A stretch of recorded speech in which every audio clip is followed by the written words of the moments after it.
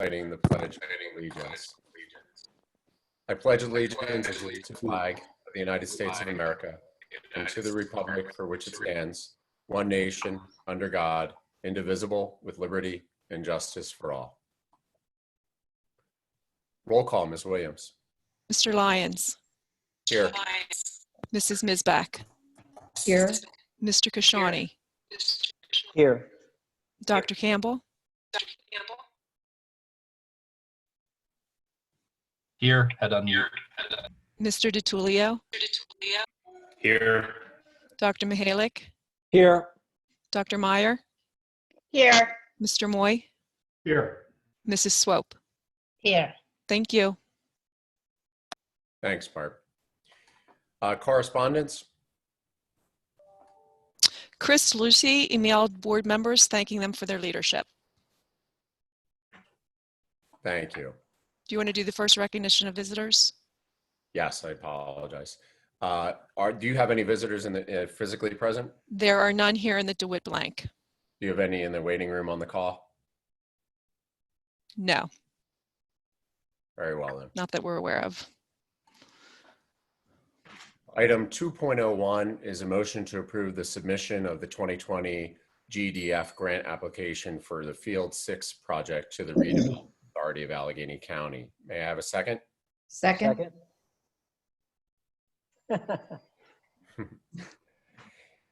Is there any discussion?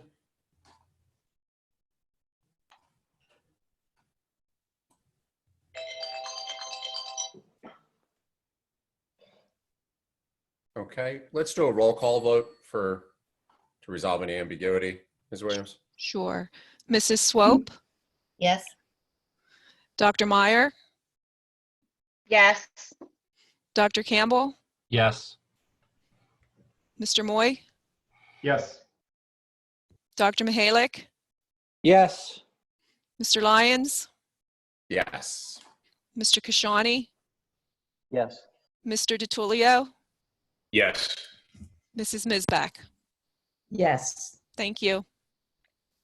Fantastic, and thank you all very much. This is exactly what we had in mind when we planned these meetings to be able to provide flexibility during this period. So thank you. Item 3.01 is a motion to approve the personnel in the item as attached. Second. Second. Is there any discussion? I see no hands raised. We'll go right to a vote. Can we do a roll call again, Ms. Williams? Of course. Mr. Lyons. Yes. Mrs. Mizbach. Yes. Mr. Kashani. Yes. Dr. Campbell. Yes. Mr. DiTullio. Yes. Dr. Mihalik. Yes. Dr. Meyer. Yes. Mr. Moy. Yes. Mrs. Swope. Yes. Thank you. Thank you. Item 4.01 is information, and I also wanted to just get some feedback from the board potentially. The AIU convention has been canceled or postponed indefinitely, I would say. It was scheduled to take place tomorrow night. One of the things that takes place at the convention is the election of directors to the IU. And this year there were a good number, 8 candidates for 4 seats. The elections take place at the convention by custom of the IU, though it's not necessarily a requirement. And so this is something we've debated on the IU board over the years, is whether we should shift to a not in-person format. So the code contemplates mail-in, although we would, be able to facilitate that through the various boards and the board secretaries as well. I have a good feeling that discussion will come up again this year when we next convene. It certainly doesn't look like April is going to be a time to have a convention, and I highly doubt there'll be a great deal of excitement about doing a board member convention in May either, to be quite frank. we do need to have that election, hold that election under school code by June 30th. And again, given that there's no requirement to hold the election in person, I think we may raise this topic again, and it may have some relevance going forward as well, once we kind of go to a mail-in ballot situation.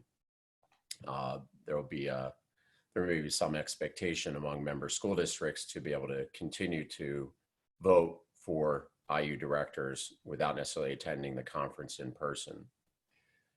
From my perspective, it makes sense on one hand, but there is a countervailing component to it. And the part that it makes sense on is in the code and the IU is really part of all the member districts, as much Pine Richland as South Fayette, as Baldwin.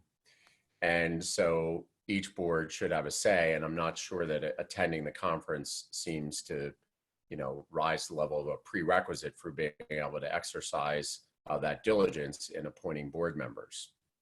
On the other hand, there are those on the IU board who will point out that we typically get the highest attendance from the highest consumers of IU services, and it may make sense that if they're that interested, that they would attend and they would vote and have a maybe greater say in some way over the board and the governance of the IU.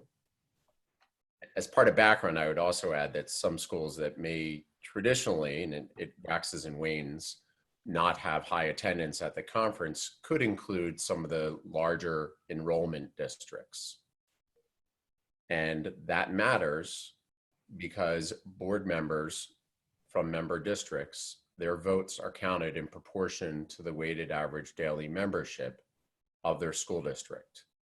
And what that means in blunt terms is a board member from a large school like North Allegheny, their vote counts for 4 times what a board member from South Hills or Deer Lakes school district counts.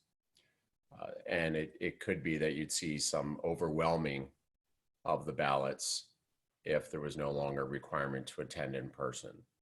So those are the issues as we discuss them at the IU board. I just wanted to throw that open and see if there was any feedback, because I think we will have the opportunity at the IU board to discuss it. And I wanted to make sure that what I'm saying and advocating for is aligned for what this board thinks collectively as well. So with that, I will throw it open to any feedback or suggestions. And I know Christine, you've attended. I think you're the Right. yeah. Yeah, so I'm raising my hand, but I don't know There if I you are. really need to do that. Yes.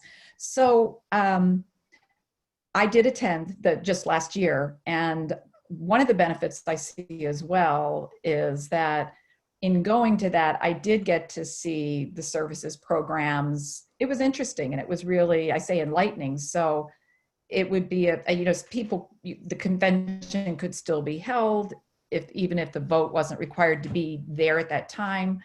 But it may not draw as many people if the vote wasn't a part of that.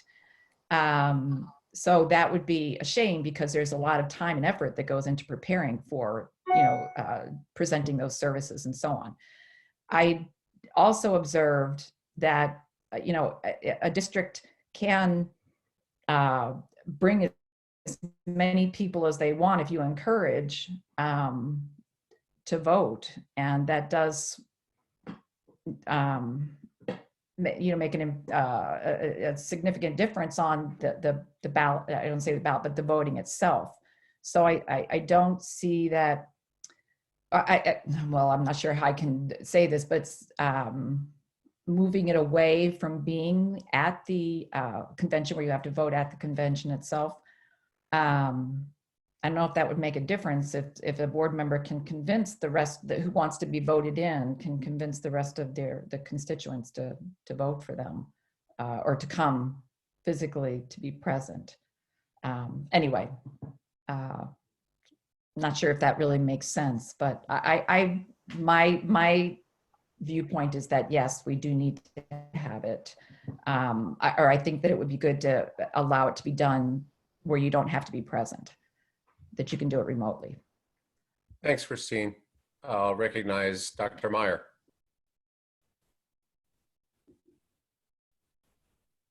Make sure I'm unmuted. Okay. As someone who has a career that requires her to work in the evenings sometimes to teach, I have not been able to attend because of work-related issues. I feel that is pretty unjust, that my voice can't be heard or counted because I have life requirements that I can't attend a meeting. So that's, and I'm sure I'm not the only person on a school board that has those challenges. So I do feel pretty strongly that a vote where you do not have to be present may actually afford better better representation of what people think and feel. I agree with Chris. I would love to see what they offer at the convention. If they could move it online of some sort at this, that would be wonderful. But for the vote, I feel pretty strongly that you should be able to do it not in person. Thank you, Carla. Dr. Mihalik. Hi, just a question about the history of the reasons that they did a population weighted vote proportion in the first place, because that sort of bakes in certain, puts thumb on scale a certain way, and now this is in an unanticipated outcome where the thumb gets really heavy potentially. But trying to understand the principles behind why a decision structure was set up the way that it was, and maybe there's something in those principles that can help guide a decision about how to proceed going forward might be in there. I'm not sure that I could address the intention originally.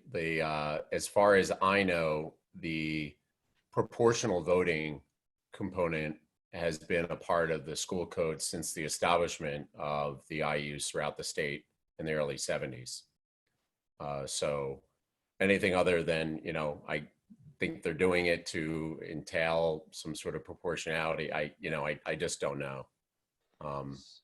The AIU is supposed to serve the county though, right? I mean, it's essentially for all the districts in Allegheny County, correct? Yeah, it's to serve the member districts. So Right. in this case, it's the districts of Allegheny County, ex Pittsburgh Public. Mm-hmm. So at one level, well, I guess because there are differences in funding based on district size, because isn't the budgetary contribution also based on enrollment as well too? So this would be the program of services budget is based on a weighted average daily membership. Isn't that correct, Dr. Miller? Yes, that's correct. And that is a very, very small, if as a percentage of the IU's budget, for instance, somewhere just a little above 1%, Brian? Yeah, it is around 1%. It is the fly on the elephant's rear end when it comes to the budget. Yeah. So it's really just a component of overhead to pay for the executive director, et cetera. But yeah, that is also done proportionally. The rest of the services, Matt, are pay for services. So it's the school districts that are utilizing services or sending students to some of the membership schools. In the case of Head Start, which is run by IU, it's really not associated those programs directly with any school district at all, or some of the special centers that are run. So it's hard to see that the service is necessarily being consumed in proportion to the weighted average daily membership. But when you consume more services as that consumer, presumably you have some vote there as well. I don't know. The only thing I would say is that if you didn't have that weighted average daily membership, you could have in a smaller IU, of course we have 42 member districts, but in a smaller IU, if you had two large districts and take up Pine Richland at 4,500 students plus, and then another district with 600 students, you know, that skew might look a lot bigger if you put them into a pile of only 8-member districts. And why would the 600 enrollment district get the same vote for that board as the 4,500? That may help explain it. Of course, when you look at Allegheny County just being so large, it feels like it evens out a little, but nonetheless, the voting is still weighted. Thanks for clarifying that. It seems like it's more of a state issue than a county issue, and that as far as AIU 3 is concerned, you know, like Carla said, this could actually remove inequities to participation. It may actually be more beneficial in how decisions are made this time, but the rest of the state, you know, it's more complicated. Thank you. Would anyone else like to share any feedback at this time? I don't see any other hands raised. Yeah, from my standpoint, I agree with Christine. It can be valuable to attend the convention and see the services. I don't know that it's valuable every time, every year for every board member. But that right to have a share and a statement in the governance of the IU, I think is sort of more important than driving attendance to the conference. So I will advocate not only this election, but perhaps going forward, we continue to look at that and evaluate that. So I appreciate the feedback from the board. And if anyone has anything else to share offline, please feel free to drop me an email or any questions.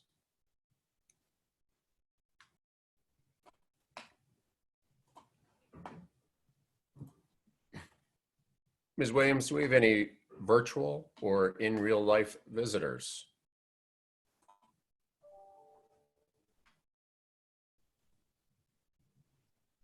Oh, you're muted, Barb. Sorry, forgot that. There's nobody here in the boardroom, and we do not have anybody in the waiting room. So unless there's somebody online or on the phone.